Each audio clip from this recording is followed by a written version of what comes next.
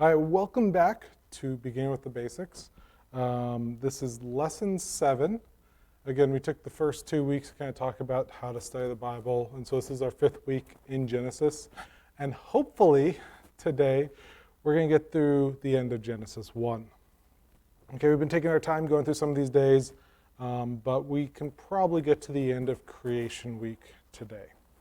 Okay, so you might notice a little bit of extra decorations around me. We're doing our VBS this weekend. You might notice this next week as well, because I'm going to actually record 2 lessons this week. I'm going to be out of town next week, but I should have a lesson up for you guys anyways. So, yeah. Okay, so we're on day 5. We finished day 4 yesterday, last week. So what do we have? We have the heavens and the earth. We have land. We have plants, we have a sun, moon, and stars that we can use to mark out not only the days, but longer measures of time like that. So day 5, okay, this is down in Genesis 1, verse 20. And God said, "Let the waters swarm with swarms of living creatures, let the birds fly above the earth across the expanse of the heavens." So God created great sea creatures of every living creature that moves, with which the waters swarm, according to their kinds, and every winged bird according to its kind. And God saw that it was good. And God blessed them, saying, "Be fruitful and multiply, and fill the waters in the seas,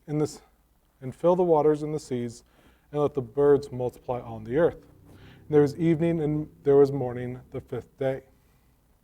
Okay, so this is the first creation of animals. Now there's going to be another creation of animals on day 6, but this is where the waters, the creatures of the waters and of the air, the birds. Now there's 2 big things to note here. First of all, this is actually the first time in this narrative that the word living is used. It's interesting because it was not used at all when God created the plants on day 3. And one thing that this does is it's going to make a big separation between plants and animals as far as creation goes. But one of the interesting things about this, and we'll talk about it more in a minute, but it actually answers one of the objections that people have about no death before the fall of man. Second thing that we're going to talk about for day 5 is the word created. Now we've already talked about the word created. It was in Genesis 1:1. We're going to talk about it here in verse 21. This is the only other, not the only time. There's no use of it between Genesis 1:1 and Genesis 1:21. And we're going to look about why the use of this word created is here again and why it's been absent. Okay, so we're going to talk about these 2 things. So first of all, the word living. Why does God talk about living things here when he talked about the plants? So we know, looking at plants and animals, that they share a lot of similarities. Okay, we need similarities so that we can even eat plants for nutrition, so that animals can eat plants for nutrition. There are similar cell functions. All use the same basic 20 amino acids to create proteins. Both plants and animals grow, use their environment in that grow, and they replicate. So why would the Bible call animals living, but plants not? Now the word in the Hebrew actually has to do with breathing. So when it talks about living, it talks about breathing. Now the word actually gets a little more interesting because it's also the word we often translate as soul. So it's the word itself, nephesh, is derived from a word that means breathing. So nephesh itself doesn't mean breathing, but it's derived from this word. But we also use nephesh to indicate a soul, what we consider the essence of a living being. So this still doesn't answer the question. The question would be, according to the Bible, are plants alive? And again, this is one of those times when we need to look at the Hebrew idea versus the modern idea. Okay, of course, according to our modern idea, plants are alive. They grow, reproduce, and have a metabolism. Okay? And again, we need to remember that the Bible is not trying to be scientifically precise. Okay? Just because our modern view of life differs from the Hebrew Doesn't mean our modern view is a bad view, but it does mean we should look at the Hebrew idea to get some idea of what it means here in this passage and for really the Old Testament. Okay, so again, the Hebrew idea is something that breathes, okay? It's derived from a word that means breathing, okay? Now, the breathing doesn't necessarily have to be of air, so it still would count the creatures of the water, like fish. Obviously, whales come up and breathe, but fish and sharks and all of that would still count as living, okay? But we also get a further insight of what it means by living if we look forward to Genesis chapter 9, verse 4. This is after the flood. This is Noah exiting the ark. And God is saying, okay, Noah, again, kind of a refresher of something we're going to look at today. But again, these animals are for you. And beyond that, you can eat them. Okay, before the flood, there was no command to eat animals. After the flood, there was. But in Genesis 9:4, it says, "But you shall not eat the flesh with its life, that is its blood." And the word life there is the same word that we're using, that they use here in Genesis. So it's breath and blood would be a way to describe living things in Hebrew. And again, this isn't trying to be precise. This is just kind of get to the essence of it. Okay, when we talk about living things, it is usually when we talk about things with blood in them. Okay. However, again, there is a bit of distinction there, obviously, but there also is some similarities where at times in the Hebrew, sacrifices are usually living things, but you can also bring a grain sacrifice. So there's a little bit of crossover there, but most generally when we're talking about life in the Hebrew, we're talking about blood and breathing, but blood as well. Okay, again, it's not trying to be precise. It's just trying to kind of give us an outline of what it means. And again, we need to realize with this that we're not saying that our modern view is wrong. We're not saying, oh, it's inaccurate.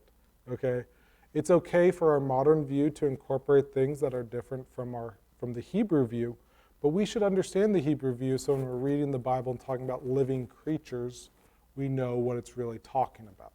Okay. So Hebrew, blood and breath. Modern, we would talk about DNA, replication, metabolism, things like that. Both those views are okay. Okay, but one of the things that's interesting about this is it does answer a question, an objection people often have with a six-day creation. Before the fall of man, if there was no death, how could man eat? Well, if in our Hebrew view, plants aren't alive in that sense, then eating them doesn't constitute death, okay? And the same thing can be said about microorganisms. If we're talking about bacteria and other types of microorganisms, those wouldn't be alive according to the Hebrew sense as well.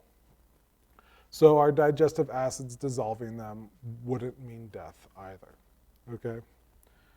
And one of the things that this notes is that from the moment of creation, plants and animals have different purposes in creation. Plants were always designed for food. There are other uses as well, but they were designed for food.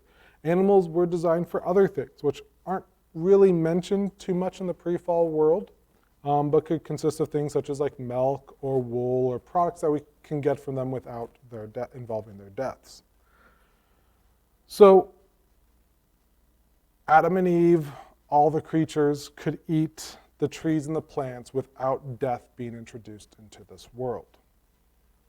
Okay, so that's the idea of the living, and there is a distinction between plants and animals because of this. Okay, the second thing we talked about, the word created.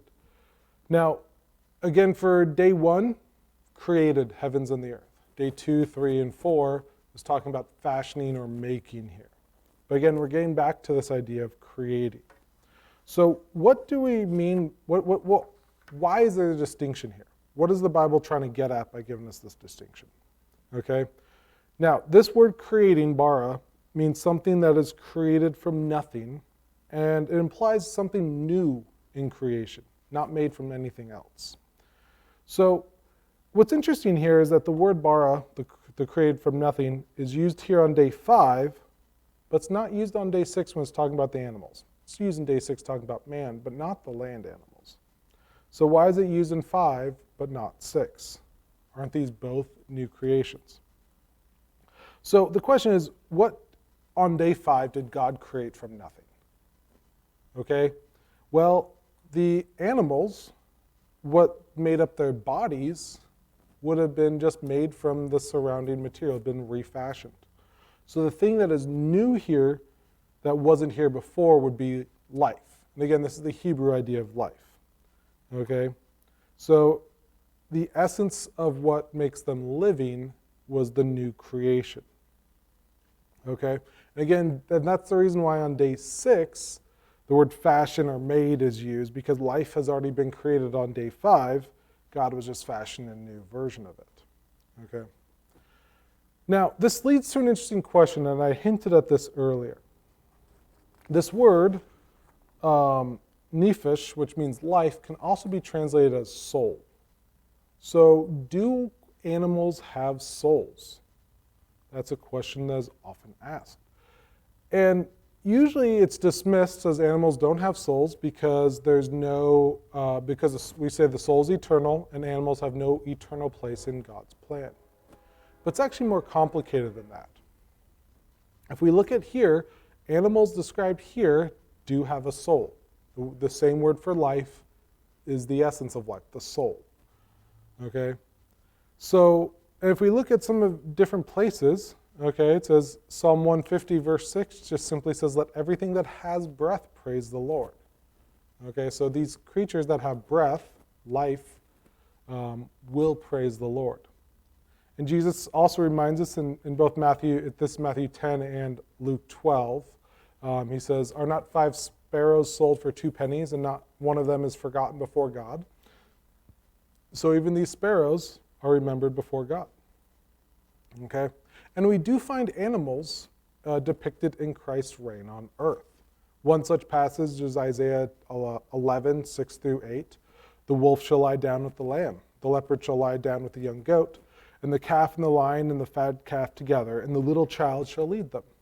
The cow and the bear shall graze, their young shall lie down together, and the lion shall eat straw like the ox. The nursing child shall play over the hole of the cobra, and the weaned child shall put its hand in the adder's den. So in the Christ's reign on earth, their animals still play a role. It's not just about man. Man's the chief creation, but it is about these animals' role in that creation as well. And now, Ecclesiastes has an interesting passage on this as well.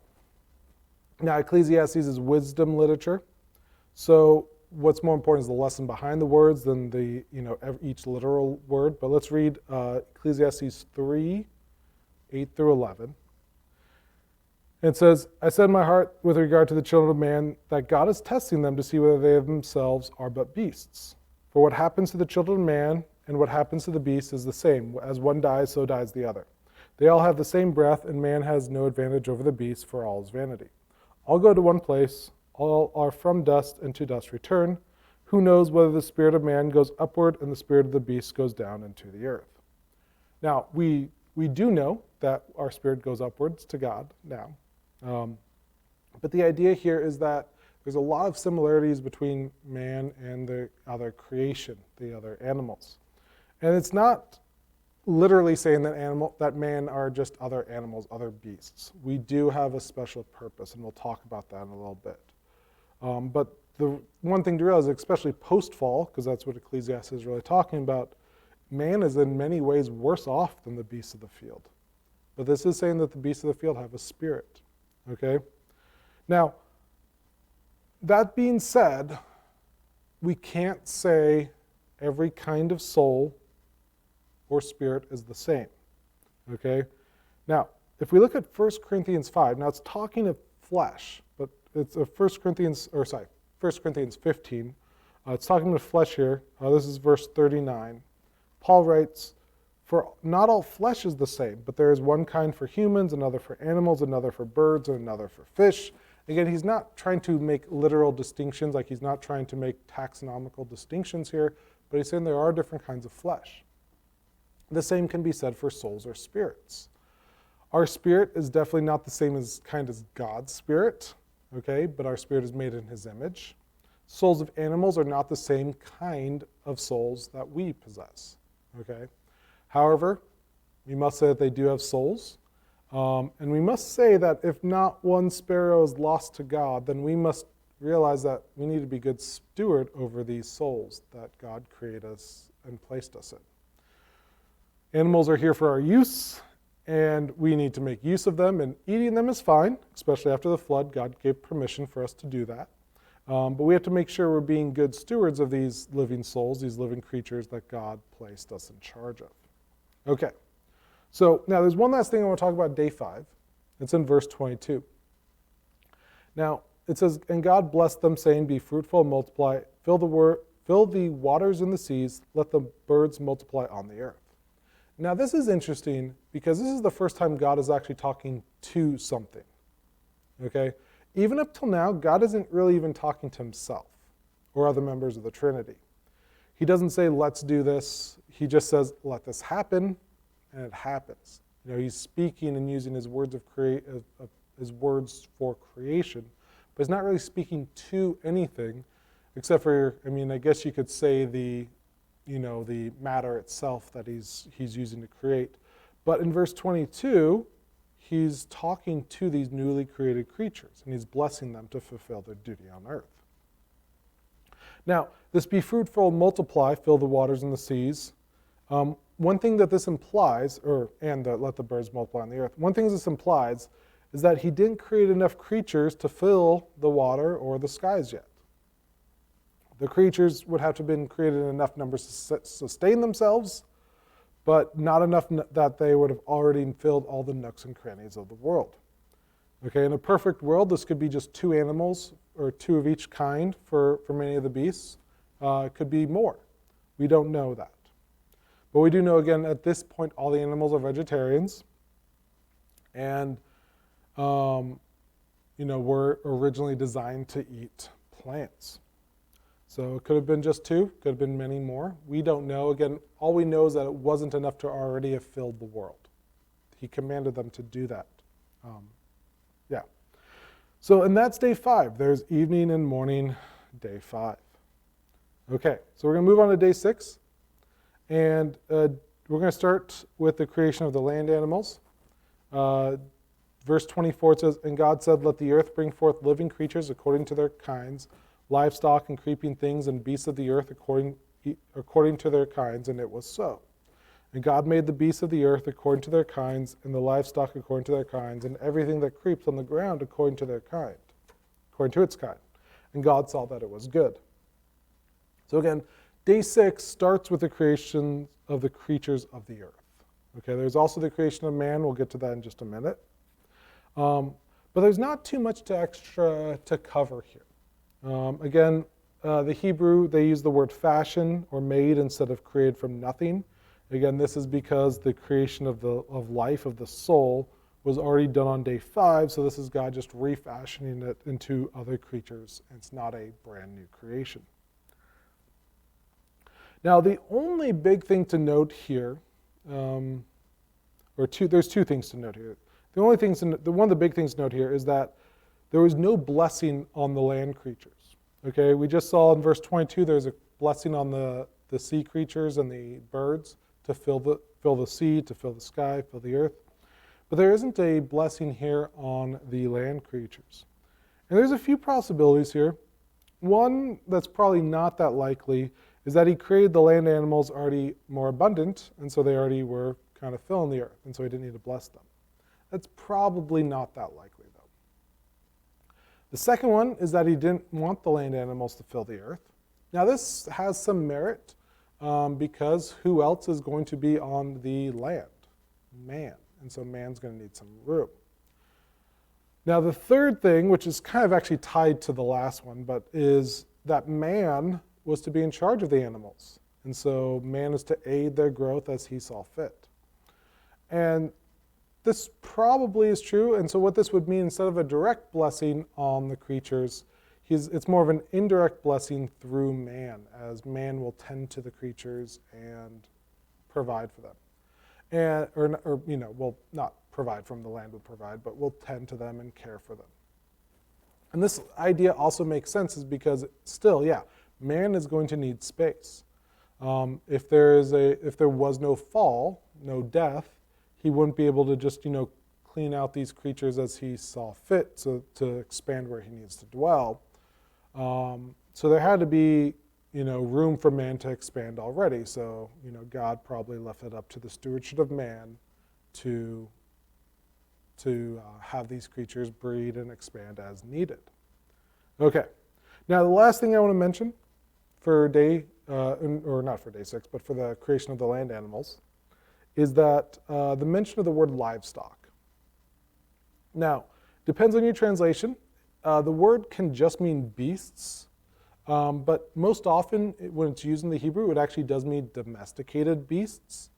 So this actually has some interesting implications. One is that there are some creatures that were designed to be domesticated, and two, that in a pre-fall world there was design for domestication itself.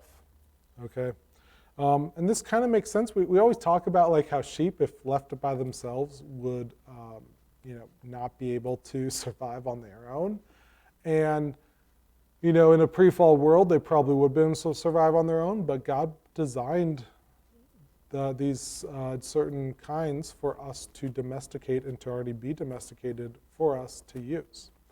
Now, as companions, as we're going to find out, not today, but another lesson, animals are kind of lacking compared to our fellow humans, but they still can be lesser companions. And again, there can still be some use that we can get from them without killing them, again, like wool or milk or something like that. And so at that point, God said it was good, and really, this is the stage is set now. The earth is prepared.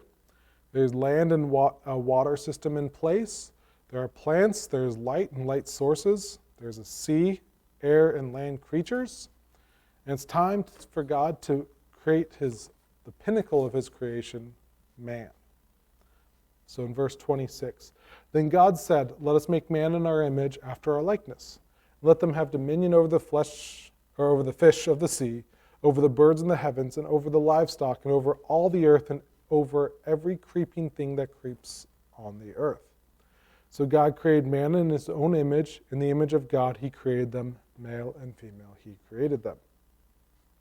Now, this is actually the first time, again, where God would be directly talking to himself. Again, before, we can kind of just see him kind of speaking in general to whatever, but this is him speaking to himself. Let us create in our image, after our likeness. But even this, we can only really view it as an announcement by the Trinity to all of creation. It was not a discussion that the Trinity was having.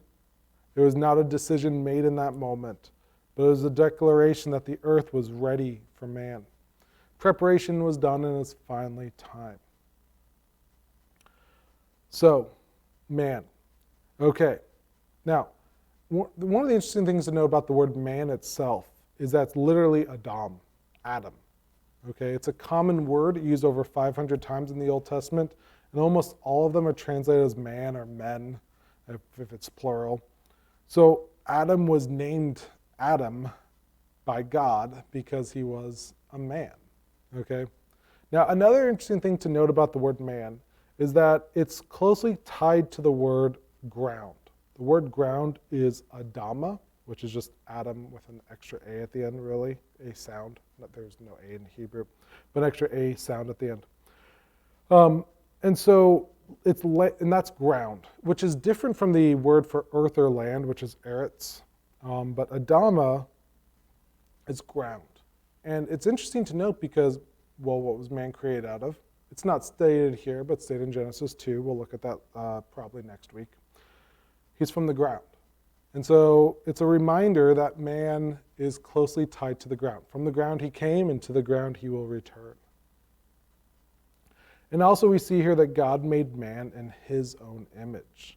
Okay, and it's very clearly noted here that is both male and female created in God's image.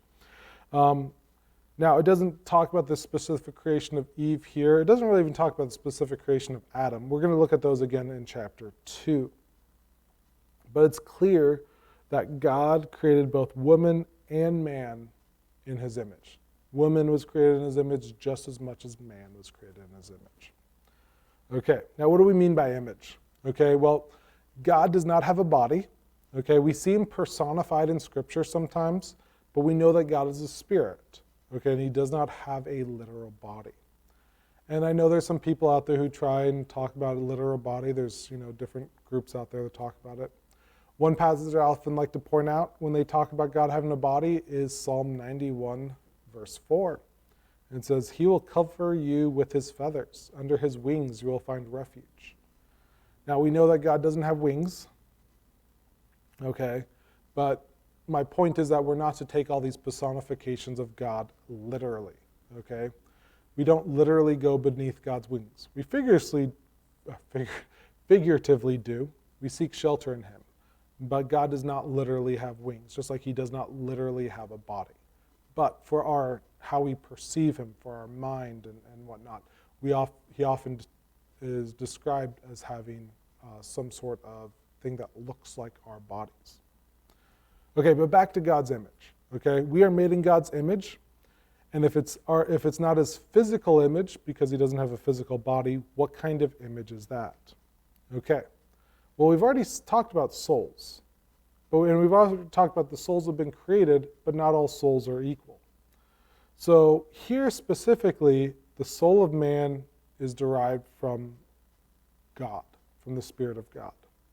This is new creation. They use the word create here because this is a new creation because this is man who is created specifically to worship God, specifically to have companionship with God.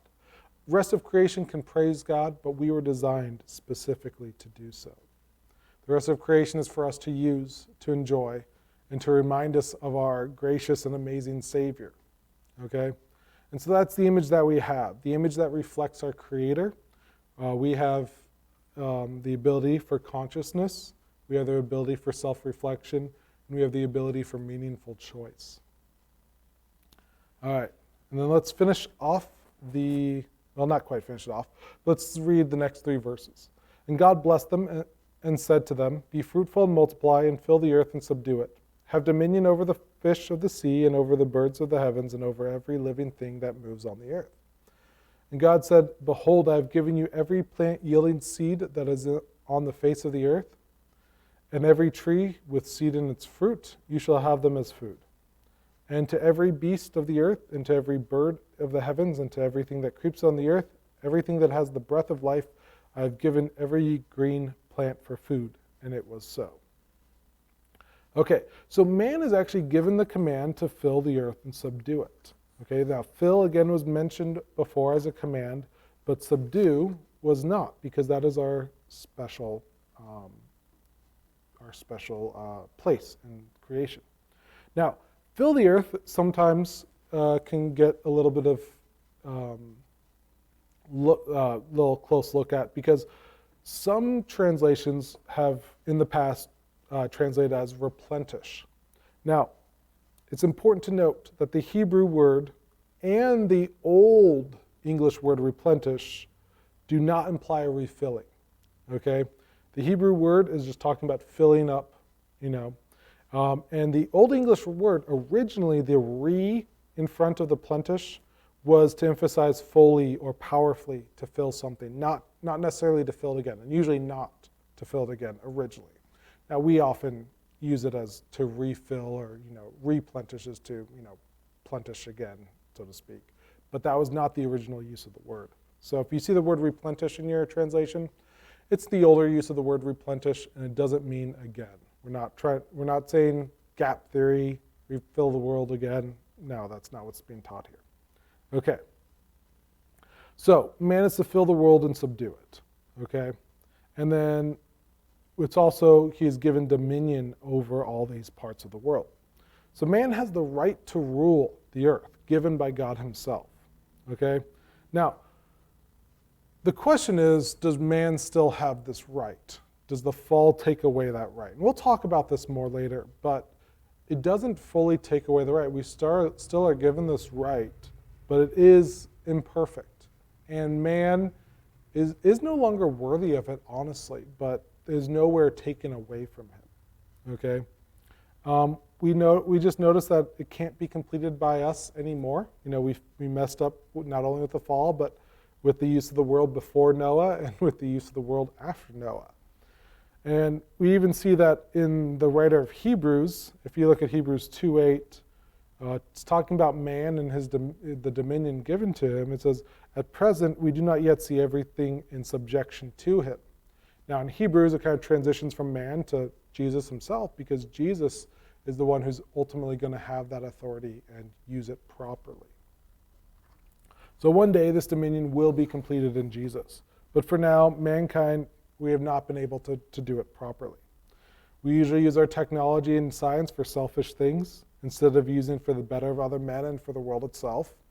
And usually even those who use it for the betterment of others almost always do it for the attention and recognition it brings them. Okay, let's get a little bit ahead of ourselves. So we're still in creation week. Okay, so Genesis 1:31. And God saw everything that he had made, and behold, it was very good. And there was evening and there was morning. It's day 6. Now we mentioned once talking about it was good at the end of the different stages of creation. Okay, but again, each day was described as it was good. It's good, not full of death, pain, or suffering, but good. And now it's very good, the end of day 6. So not only is it still good, it was complete in this goodness. This very is like exceedingly, completely good. Okay, so creation was finished, although creation week still has one more day to be completed. Okay, now Genesis 1:31, that's the end of chapter 1. One of the things we have to realize, though, is that chapter breaks and verses are not divinely inspired. They were added much later. They were put there by well-meaning men for our convenience, but they were not put there by God. Okay, and so some breaks we can feel free to disagree with.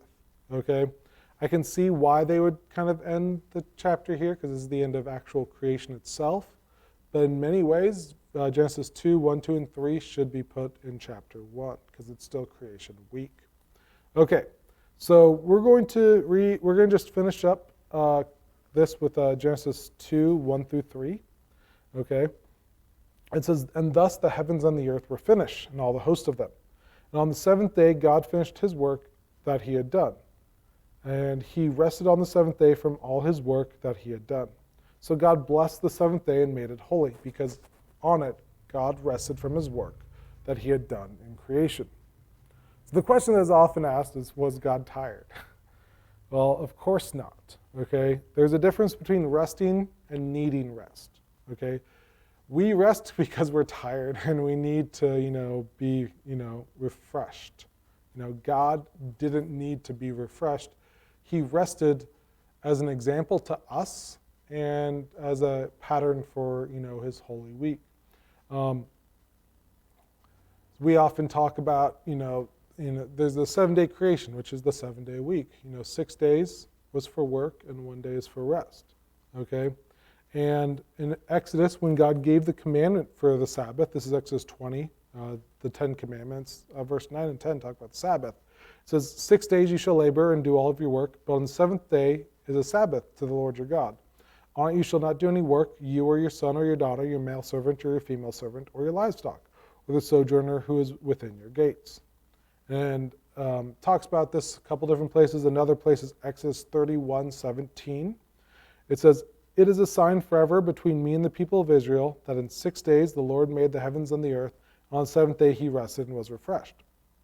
Now, God rested and it says he was refreshed, but again, it doesn't mean he needed to rest. Okay, it's just using this as an example for us. Okay. Now, one of the other things that long day creations will say is that day 7 is written different from the other days. Okay, there's no summary. Usually the other days, God saw and it was good, that type of thing. There's none of that here. So what they say is that day 7 is still ongoing. Okay, the day 7 is the same day we're living in today. Again, this is kind of the long day creation view. And this does not make sense, again, with God's pronunciation or pronouncement that creation was very good. Okay, we talked about with long days, you'd have to have death and pain and suffering, which, God said that was very good, so we have to trust him that there was not that. It does not make sense actually with God resting. Okay, if God rested on the seventh day, then wouldn't he be resting now? And we see that God has been active throughout the history of the world. He has not been resting, he's been active. Okay, so not long after creation week, God will begin a new work. Okay, it's the work of redemption of mankind and the world he made. Okay, he started with the creation of clothes for Adam and Eve after their sin from the skin of animals. He provided Noah an escape during the flood. He provided a path for Abram and the patriarchs to walk in. He took his people out of Egypt. He sent the plagues. He worked with that. He protected his people in the land. And he has done so much that we don't have time to name it all. But he sent his son. Okay? And God, the Son, continues his redemptive work even now, standing before God, offering intercession for us to God the Father. So God did his work of creation and rested for us as an example to us. Even in our pre-fall state, we would have still needed a work-rest cycle. Okay? But we can be assured that he is not just resting in heaven now. He is working for us, providing for our salvation and sanctification. Okay, so here we are at the end of creation week. We finally have finished the first 7 days of the world. Okay, now, we're going to notice in Genesis 2:4, we're going to find our first Toledoth. Now, I mentioned these before. It's the word that's translated as generations. Okay? Now, when we see this word, we're often going to go back a little bit. Sometimes, a couple days, sometimes years. And we're going to look at we're going to kind of, like we've been looking at one course of action, we're going to look at another course of action, or we're going to look at that course of action in more detail. So we're going to look at more specifics here. So when we hit Genesis 2:4 and we say, hey, is this a new creation story, a different one? People often throw that out there. No, this is still the same creation story. We're just looking back at some specifics. So we got through creation week, we got through day 7. But we're actually going to look back and talk about day 6 a little bit more. So next week, all right, we're going to be looking at the creation of man and woman and of the Garden of Eden. All right.